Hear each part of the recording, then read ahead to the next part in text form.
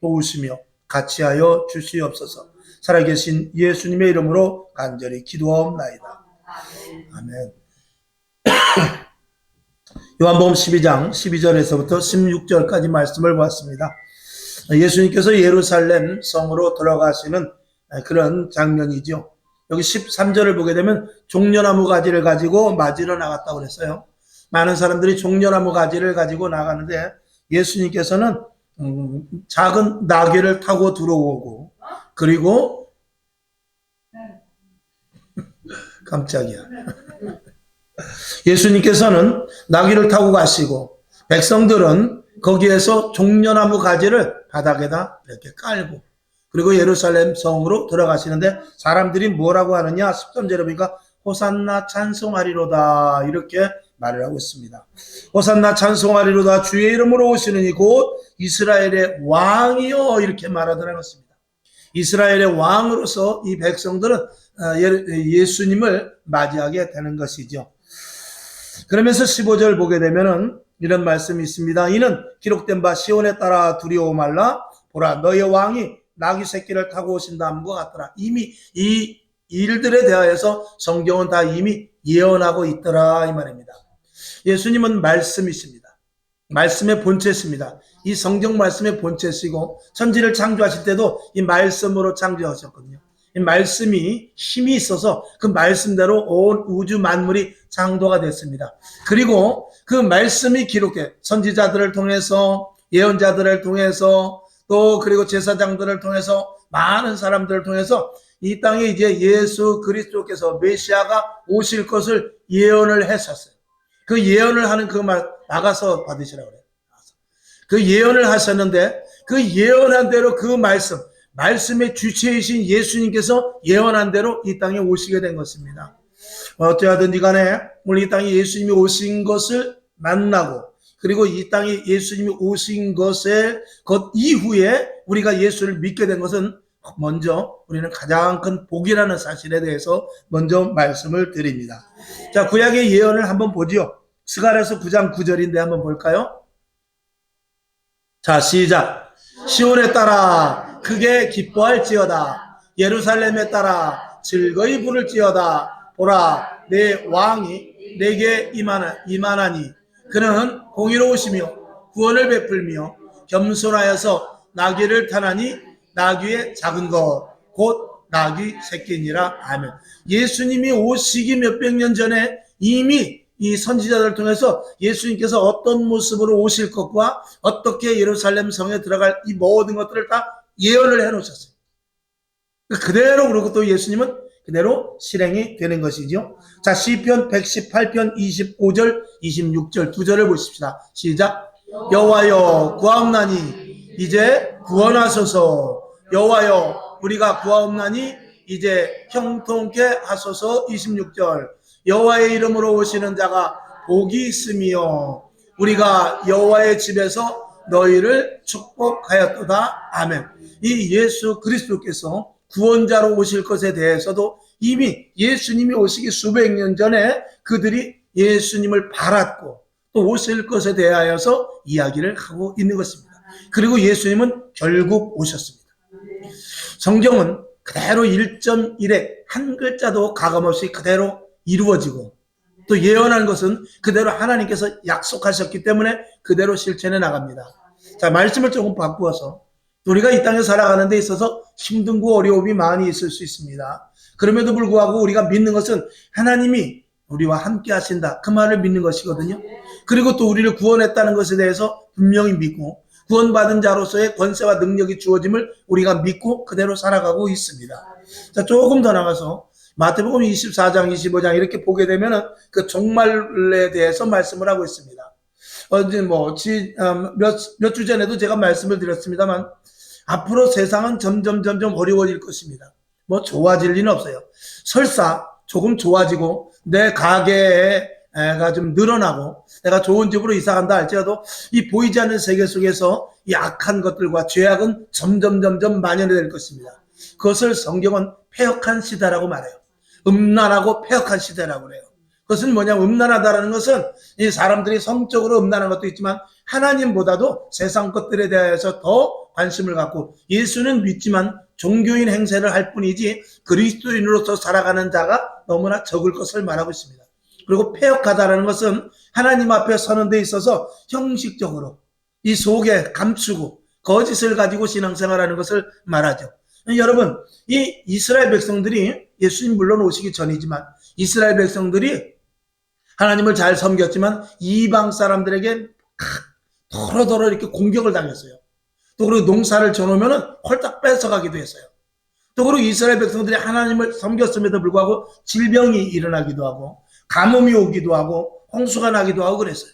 근데 그런 것들을 가만히 보게 되면 어느 때였냐면 하나님을 믿는다고 하였지만 하나님을 믿으면서 딴짓을 한 것입니다.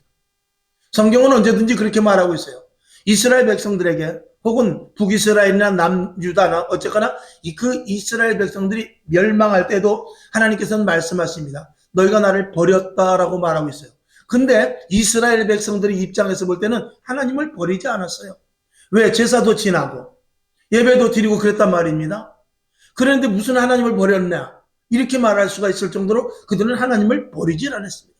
그럼에도 불구하고 하나님께서는 너희들이 나를 버렸다라고 그래요.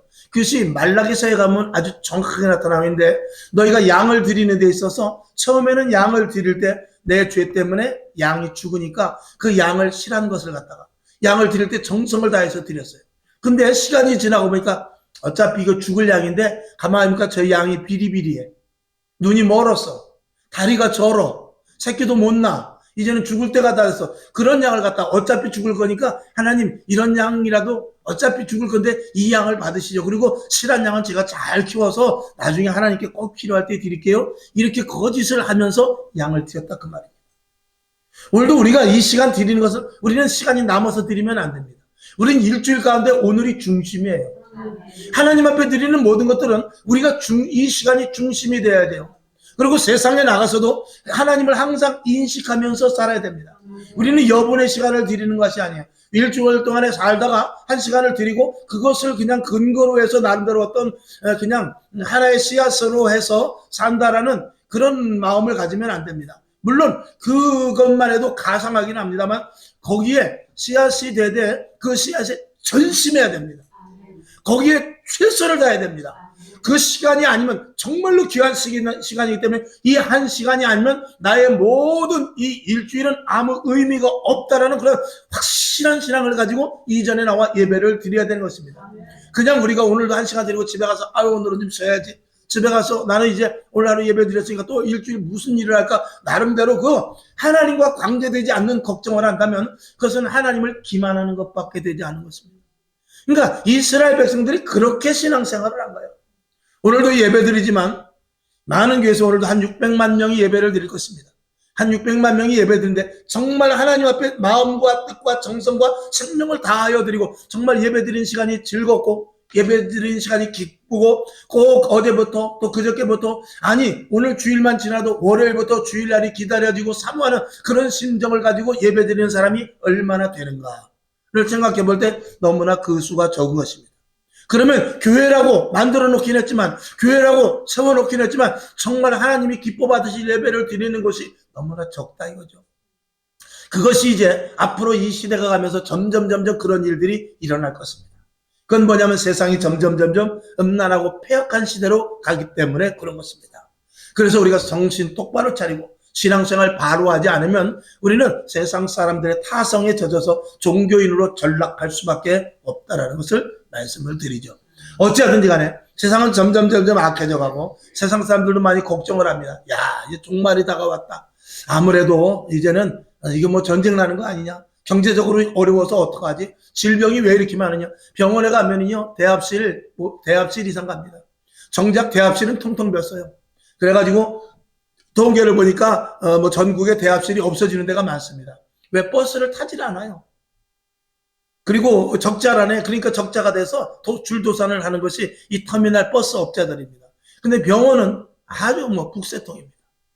여러분, 병원뿐만이 아니라 우리 교회도 이렇게 사람들이 많이 와야 되는데 교회는 텅텅 비어 있습니다.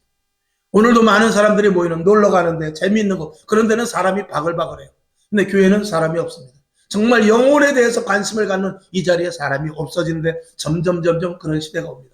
그러면서도 오늘도 어떤 사람은 가게를 문을 닫고, 어떤 사람은 직장을 그만두고, 어떤 사람은 부도가 난 사람들이 있을 것입니다. 어떤 사람은 몸이 너무 아프고 힘들어서 병원에서 어떠할 바를 모르고 발을 동동 굴리는 그런 사람들도 있습니다. 점점 시대가 어려워질 것을 말하고 있습니다.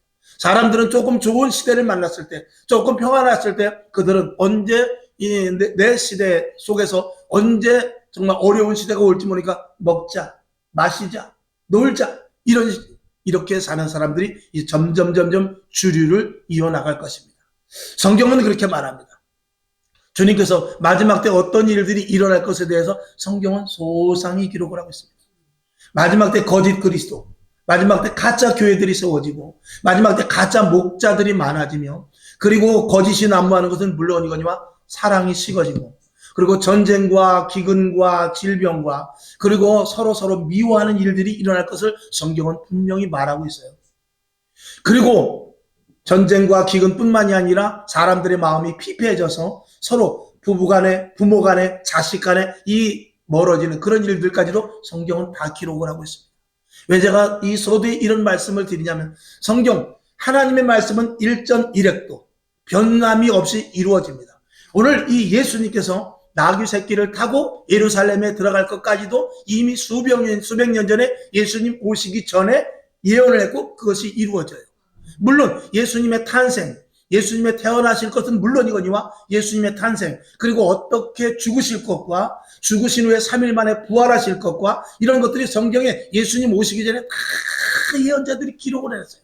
그리고 그것이 하나하나 이루어지는데 오늘까지 하나도 이루어지지 않은 것이 다 없습니다. 다 이루어졌어요. 근데 한 가지 이루어지지 않은 것이 있으니 그것은 다시 오실 주님입니다. 다시 오실 주님 요거 하나만 지금 남겨놓고 있습니다. 그리고 주님 오시기 전에 일어날 여러 가지 어려움과 환란이 있을 것을 예고하고 있어요. 그러면 세상 사람들은 앞으로 일어날 일에 대해서 걱정한다 할지라도 우리는 주님께서 이미 말씀하셨으니까 우리는 대처를 해야 되잖아요. 우리는 주님께서 이미 마태복음에서 말씀을 해주셨으니까 성경에서 모든 그 성경 속에서 주님께서 이제 앞으로 일어날 일과 어려울 일들과 그리고 내가 올 때까지 너희가 힘든고 어려운 일을 당할 것에 대하여서 그리고 결론에 가서 뭐냐면 끝까지 견디는 자는 구원을 얻을 것이라는 그런 위로의 말씀을 주셨으니 우리는 실망하고 포기하고 어떻게 살 것에 대해서 걱정할 것이 아니라 하나님만을 바라보고 하나님이 말씀하셨으면 우리에게 방도가 있지 않겠습니까?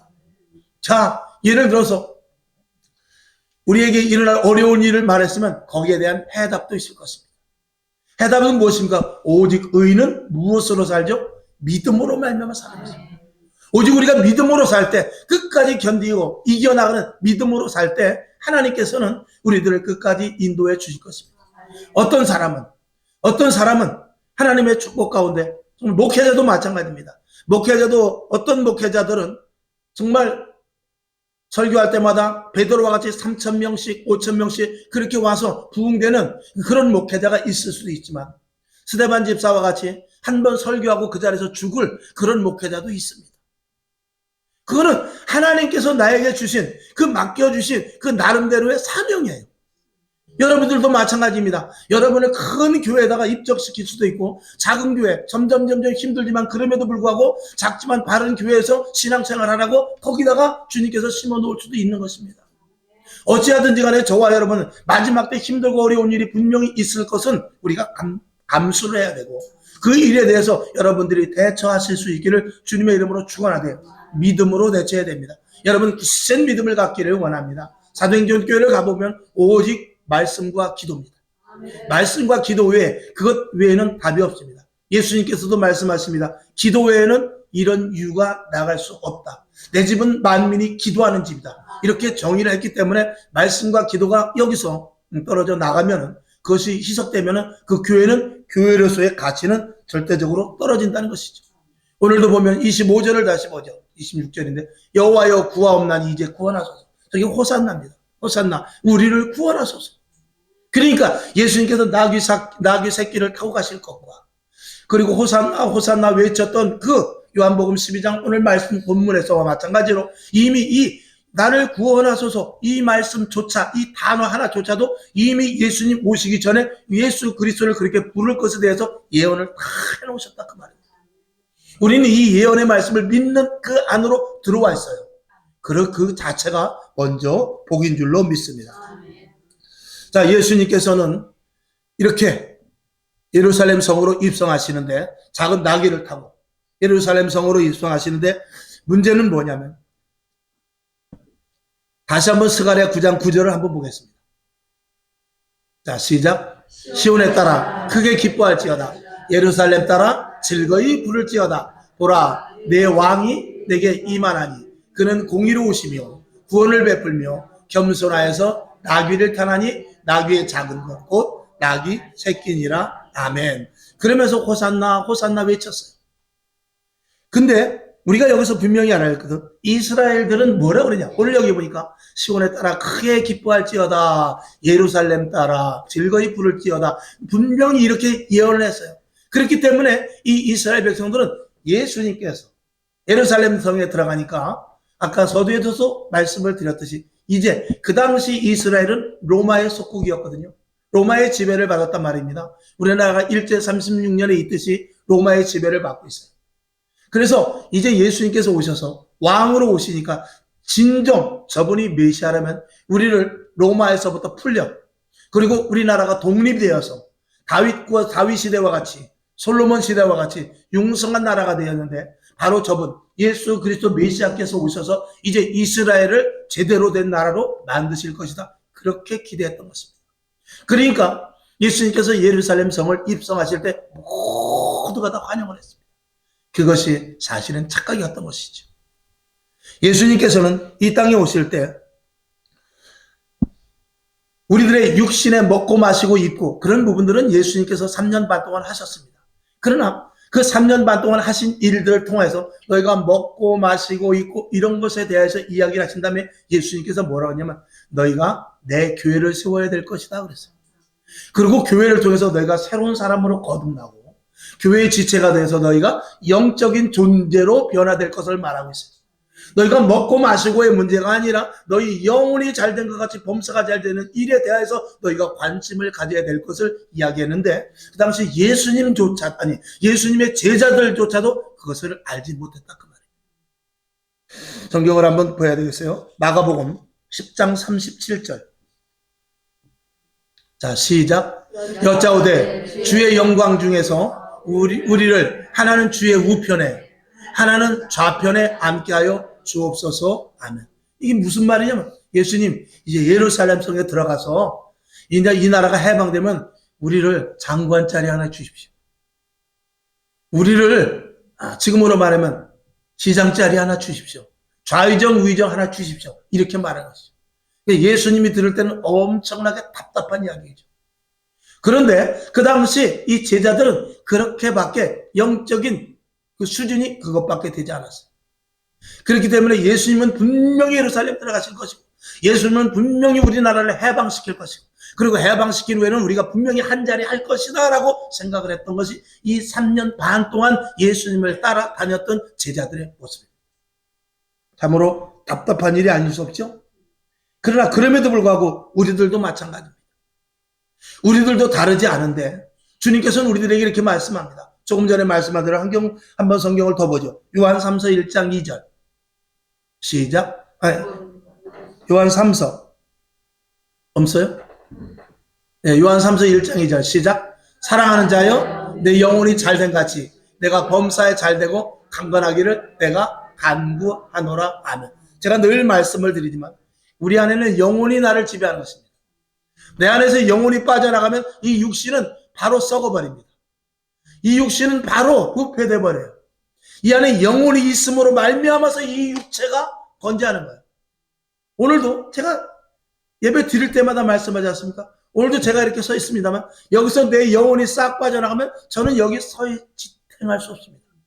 그냥 그대로 픽 쓰러져 버리고 불과 몇 시간이 지나지 않아서 내 속에서부터 냄새가 나기 시작합니다. 그러니까 내 존재를 지탱하고 있는 건 뭐냐면 영혼이죠. 그러니까 사람이 죽는다는 게 뭐냐? 영혼이 빠져나가는 것입니다. 근데 그 빠져나가는 데 있어서 누구는 어느 날 가고 누구는 어느 날 가고 정해져 있지는 않습니다. 그것을 아시는 분은 하나님밖에 없는 거예요. 내가 나이가 20살이라고 영혼이 안 빠져나가냐? 그렇지도 않은 것이고 나이가 90, 100세라 할지라도 하나님께서 더 장수시키면 그 자리에 이 육적인 존재가 있는 것입니다. 누가복음에 보면 어떤 부자가 그랬어요. 부자가 보니까 소출이 너무 많아. 야, 올해는 진짜 농사가 잘 됐다. 농사 잘 됐네. 야, 이렇게 어떡하지? 이걸 다 어떡하지? 그러면서, 야, 얘들아, 창고를 부셔. 그리고 창고를 더 크게 져. 그래서 이번에는 이 농사가 보통 잘 된 게 아니라 창고를 새로 져가지고 크게 져가지고 거기다 착착 쌓아놓고 이제는 정말 평생 농사를 짓지 않아도 먹을 만큼 있으니 얼마나 내가 복을 받으는가 하면서 내 영혼아 편안히 쉴지어다. 이제 너의 앞으로의 인생은 이제는 너는 평안하다. 그런데 하나님께서 뭐라 그러냐면 어리석은 자예요. 어리석은 자예요. 내가 오늘 내 영혼을 취하면 저 창고에 있는 저 곡식이 누구 것이 되겠느냐 이렇게 말씀. 오늘 우리들도 마찬가지입니다. 우리가 어떤 원대한 계획을 세웠다 할지라도 오늘까지의 나입니다. 내일의 나는 하나님께서 붙잡고 계시는 거예요. 죄송하게도 저쪽 하나심터교회 양 목사님께서 돌아가셨죠. 그렇게 쉽게 돌아가실 줄 정말 몰랐습니다. 물론 암 때문에 고생을 하셨습니다만 그럼에도 불구하고 하나님께서 살려주실 것을 믿고 원래 한번 암을 앓았다가 완치가 됐던 분입니다. 근데 다시 몸이 워낙 쇠약하니까 다시 암이 들었는데 우리 생각으로는 몸이 연약하니까 아니 암이 뭘 먹을 거 있다고 그렇게 약한 분에게 가서 그걸 뜯어먹고 있나 그런 생각을 제가 해봤어요. 이게 연세 드신 분들은 암의 전이 속도가 좀 느리다는 것을 제가 좀 과학적으로 의학적으로 제가 그렇게 알고 있는데 어쨌든 간에 그렇게 그냥 암으로 말미암아서 얼마 가지 않고 그렇게 하늘나라를 가셨어요. 교회를 세워놓고 가셨습니다. 저 교회를 어떻게 해야 될지 이런 부분에 대해서 우리는 답이 없습니다. 그분이 그렇게 쉽게 하늘나라로 가실진 우리는 전혀 생각하지 못합니다. 저도 마찬가지입니다. 날마다 죽는 소리 많아서 죄송하지만 내일 저를 못 볼 수도 있다는 것을 우리는 항상 알아야 돼요. 오늘 하루 충성을 다해야 돼요. 오늘 하루 최선을 다해요. 그 최선은 뭐냐? 하나님과 관계성을 맺고 있는 거예요. 항상 하나님과 관계성을 맺고 있는데 서두에 말씀을 드린 대로 이스라엘 백성과 같이 저는 것 갖다 주고 병든 것 갖다 주고 그리고 눈먼 것 양 갖다 바치고 그렇게 해서는 안 된다 그 말이에요. 하나님과의 관계 속에서 내가 분명한 관계를 가지고 오늘 내일을 보장할 수 없는 오늘 속에서 철저하게 산다면 내일 하루 주시면 내일 최선을 다할 것이고 또 내일을 주시면 내일 최선을 다할 것이고 그러면 그것이 모아진 것이 열매가 될 것입니다. 오늘의 저와 여러분은 그동안에 있었던 여러분이 했던 것의 오늘의 열매예요. 오늘의 모습 내가 왜 이렇게 힘들지? 내가 왜 이렇게 어렵지? 내가 왜 이렇게 답답하지? 거의 99.9%는 그 전에 내가 했던 것의 오늘의 열매입니다. 그래서 오늘의 나를 원망하면 안 돼요. 오늘의 내가 힘들고 어려워도 오늘 나를 원망할 것이 아니라 오늘 새롭게 쌓아가야 돼요. 오늘 새 마음을 가지고 새 심령을 가지고 오늘 어떻게 살까에 대해서 하나님과의 관계를 가지고 새롭게 마치 봄이 되면 새로 그 밭을 다 경작해버리고 가을에는 열매를 맺겠지 하면서 씨를 뿜듯이 씨를 뿌리듯이 새 마음을 가지고 오늘 하루를 해나갈 때 어느 시간이 지나서 보았을 때 그 열매가 맺어지는데 야 그동안 내가 했던 것의 열매가 맺어지게 된다 그 말이에요. 그래서 오늘이 가장 중요한 거예요. 오늘도 여러분, 이 자리에 나온 여러분, 마음의 다짐을 가지고 오늘 최선을 다해 살며 내일 주어진다면 내일 또 최선을 다해서 사실 수 있기를 주님의 이름으로 축원합니다. 그래서 이 제자들조차도 내가 영의정, 내가 좌의정, 우의정 이런 것들을 좀 시켜주십시오 하고 이렇게 제자들도 말했습니다. 그런데 오늘 성경 요한복음 본문 뒤에 보면 제자들은 그 일에 대해서 예수님께서 예루살렘의 입성에 대한 것에 대하여서 정확한 의미를 몰랐다라고 말하고 있어요. 그것이 나중에 예수님께서 예루살렘에 들어간 성에 들어간 의미를 나중에 알게 되는데 그거는 언제냐? 성령의 충만함을 받았을 때라고 성경은 말하고 있어요. 성령을 받고 보니까 예수님께서 3년 반 동안 나에게 가르치신 것이 이게 육신, 이 몸뚱이를 위해서 이야기한 것이 아니고 우리 안에 영혼이 잘 되는 것에 대하여서 이야기한 것이구나. 그리고 이 땅에서 잘 먹고 잘 살고가 문제가 아니라 하늘나라에 우리 여기는 하나의 기착지입니다. 하나의 기착지. 여기서 있다가 인생은 나그네 길이라고 최희준 선생님도 이야기했어요. 오늘 우리 이 땅에서 아무리 길어봐야 100년입니다. 100년 이상을 살기가 어렵습니다. 그리고 반드시 어디로 가야 됩니다. 물론 그 이전에 가는 사람도 있지만 반드시 어디로 가야 되는데 거기에서는 이 땅에서 했던 일에 대한 최종 판결이 나는 것입니다. 예수님께서 예루살렘 성으로 들어가신 것은 십자가를 지시러 가는 것입니다. 그리고 우리의 모든 죄를 담당하러 가시는데 어떤 모습으로 가느냐? 나귀를 타고 겸손한 모습으로 갔어요. 속상해 했다는 것도 아니고 자랑스럽게 간 것도 아니고 겸손한 모습으로 십자가를 지시러 갔습니다. 그 십자가를 지고 우리를 모든 죄에서 구원하는 그 사역을 감당하러 갔습니다. 그러면 오늘 예수님께서 예루살렘 입성하는 것에 대해서 우리는 어떤 의미를 가져야 되느냐? 오늘도 우리는 예루살렘 성으로 들어가는 그런 의미를 가져야 됩니다.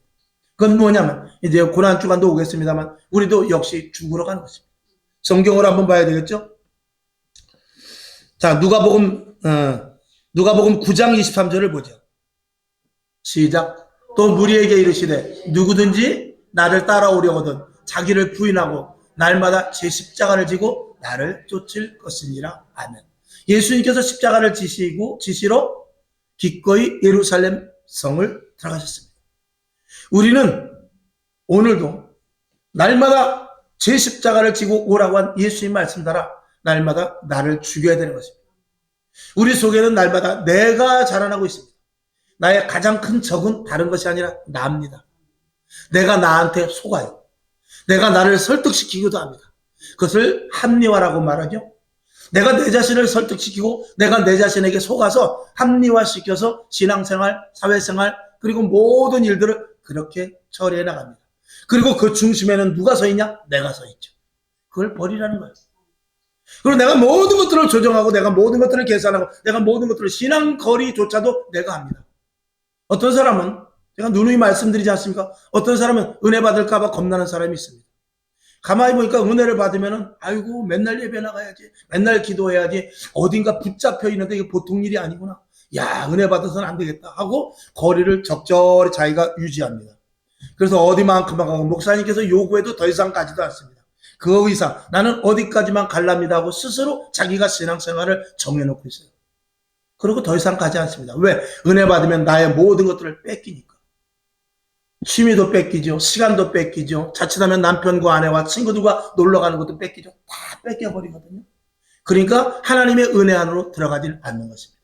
이게 이 시대의 이방신을 섬기는 음란한 것입니다. 우리는 모든 일에 대해서 올인을 해야 돼요. 모든 일에 대해서 최선을 다해야 됩니다. 밥을 하는 데 있어서 오늘도 또 어제부터 계속 국을 끓이고 밥을 하고 참고로 오늘 닭도리탕을 했습니다. 한 번도 빠짐없이 다 드시고 하시기 바랍니다. 그리고 또 뭐죠? 북어 무엇국을 끓였어요. 기가 막히게 맛있고 세상에서는 맛볼 수 없는 맛이에요. 왜? 안수기도를 거기 했기 때문에 굉장히 맛이 있어요. 이렇게 딴 얘기를 하면 잊어버린다. 어쨌든 자, 하여튼 저와 여러분이 다른 건 없습니다. 하나님께서 우리를 이왕에 붙잡아 주셨으면 우리는 믿는 일에 최선을 다해야 돼요. 다른 데 좌우로 치우쳐서는 안 됩니다. 아, 밥하는 얘기하다 그랬구나. 밥을 하는 데 있어도 우리가 지금 주방시설이 좋지는 않아가지고 브루스타로 하지 않습니까? 브루스타로 하는데 브루스타로 저거 그래도 비싼 거 샀어요. 저기 일회용 중에서는 제일 비싼 거. 왜냐면 화력이 좋아야 되니까. 브루스타를 아낀다고 불을 약하게 해놓으면 평생 밥 되지 않습니다. 밥을 조금 하다가 끄고 조금 하다가 끄고 가스 아낀다고 그렇게 하는. 만약에 성냥개비가 있는데 성냥개비가 차로 이만큼만큼 있다면 그 성냥개비를 한꺼번에 불을 확 불질러 버리면 밥을 하든지 라면을 끓일 수 있어요. 근데 아까워가지고 성냥개비 하나, 또 성냥개비 하나, 또 성냥개비 하나. 밥을 하는 데 있어서 그냥 좀 끓을 때 되면 끄고 끓을 때 되면 끓고 그렇게 하면 아마 시간이 어느 정도 지나면 밥이 비슷하게 된 것 같긴 할 거예요. 그 두 가지 뚜껑을 열어보면 눈으로 봐서는 잘 모를 거예요.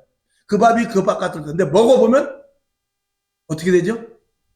한 개 잘 된 밥은 맛있겠지만 잘 되지 않은 밥은 어떻게 되죠? 예?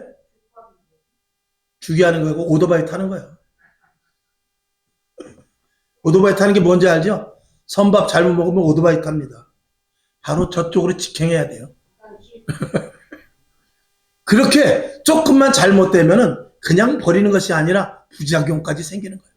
신앙생활도 마찬가지입니다. 우리가 철저하게 신앙생활하지 않고 어설프게 신앙생활하면 자칫하면 마귀의 밥이 될 수 있다는 것을 제가 간접적으로 말씀을 드리는 거예요. 오늘 여러분, 우리는요, 신앙생활하고 예배 드리는 데 있어서 몸과 마음과 뜻과 정성을 다해야 돼요. 예수님께서 십자가에 못 박혀 죽지 않았으면 우리는 구원받을 수 없습니다. 저와 여러분이 죽지 않으면 여러분은 새로운 피조물로서 살아갈 수가 없습니다. 나는 내가 배운 지식과 경험과 내가 알고 있는 모든 것들로 세상을 살아갈 때는 세상의 방식에 의해서 살아가야 돼요. 그건 뭐냐면 경기가 나빠지면은 나도 나빠지는 것이고, 세상의 경기가 잘 돌아가면 나도 돌아가는 것이고, 그 회사가 잘 되면 그 회사 나도 잘 되는 것이고, 그 회사가 비리가 생겨서 잘못해서 망해버리면 나까지 망해버리고, 그 세상의 법칙이에요. 그러나 하나님을 알 때는 하나님께서는 모든 것들을 지배하시기 때문에 반드시 하나님의 방식으로 우리를 끌고 가기 때문에 하나님께서 가시고자 하는, 하나님이 원하는 길로 갈 때 그것이 바로 승리의 길이 되는 것입니다. 홍해 앞에서 우리는 설 수밖에 없어요. 홍해를 우리는 가를 수 없습니다. 세상 방식은 배를 만들어야 됩니다. 여리고성을 우리가 무너뜨릴 수 없습니다. 세상 방식으로는 그것을 대포를 쏴서 무너뜨려야 됩니다. 하나님은 그렇게 하지 않습니다. 그냥 홍해를 말씀으로 가릅니다. 그리고 말씀으로 그냥 여리고성을 무너뜨립니다. 그래서 하나님의 방법 안으로 들어오는 거예요. 그리고 그 안에서 그게 쉽든지 어렵든지 간에 하나님의 오묘한 것들을 체험하라 그 말이에요. 주님께서 말씀하세요. 은도 내 것이요 금도 내 것이라는 것입니다. 주님 안에 들어오면 풍성한 은혜가 있고, 사도 바울은 우리들에게 뭐라고 그러냐면 내가 너희들에게 무슨 신령한 것을 나눠주기를 원하노라 그랬어요. 예수 믿는 사람은 영적인 존재이기 때문에 신령한 것을 맛보지 않으면 신앙생활은 하나마나요. 교회만 댕기는 것이지 예수 믿는 게 아닌 것입니다. 성경을 한 번 더 보겠습니다. 요한복음 12장 24절.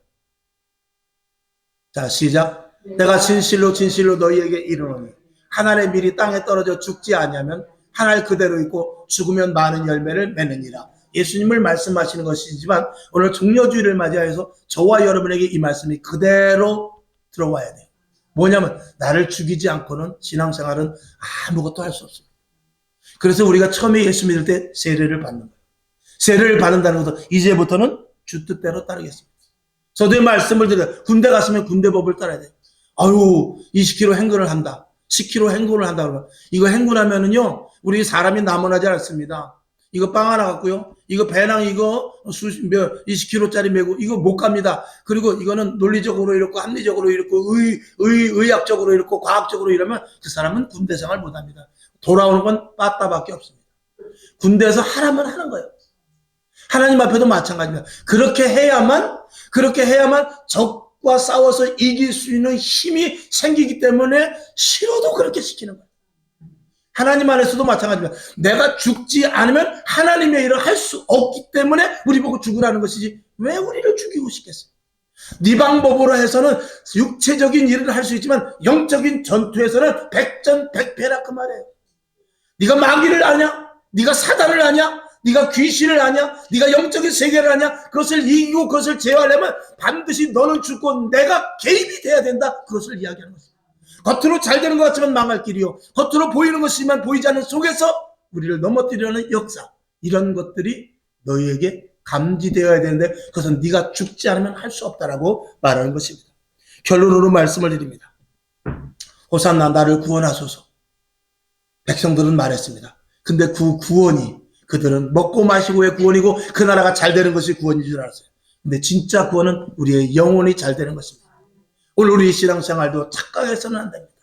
우리는 이 땅에서 내가 자녀가 대학이 떨어지고 사업이 안 되고 직장이 잘못되면 하나님 이거 실패 아닙니까? 라고 말할 수 있을지 모르지만 그것을 통해서 하나님께 더욱더 가까이 가게 하는 하나님의 방식이 있다는 것을 우리는 알아야 돼요. 하나님 앞에 영적인 부딪힘이 있어야 됩니다. 영적인 교감이 있어야 된다. 그 말인 것이죠. 우리는 좋은 길을 가는 자들이 아닙니다. 우리는 주님이 가라고 하는 길을 가야 돼요. 할렐루야. 우리는 빠른 길을 가는 것이 아니라 세상은 빨리 가는 걸 원하죠. 우리는 빠른 길을 가는 것이 아니라 바른 길을 가야 돼요. 이것을 놓치게 되면 신앙생활은 첫 단추부터 이게 틀려지게 되는 것입니다. 그 길 속에 생명이 있고 영생이 있기 때문에 그렇습니다. 그리고 그로 말미암아서 또 내가 다른 사람을 살리기 때문에 그래요. 내가 죽어야 가정이 삽니다. 내가 죽어야 자식이 사는 거예요. 내가 죽어야 나를 아는 사람들을 살릴 수가 있기 때문에 그렇습니다. 우리 전춘하 집사님 여기 계시지만 두 분 전도해가지고 많이 죽습니다. 죽어나죠. 그게 하나님 보시기에는 원리인 것입니다.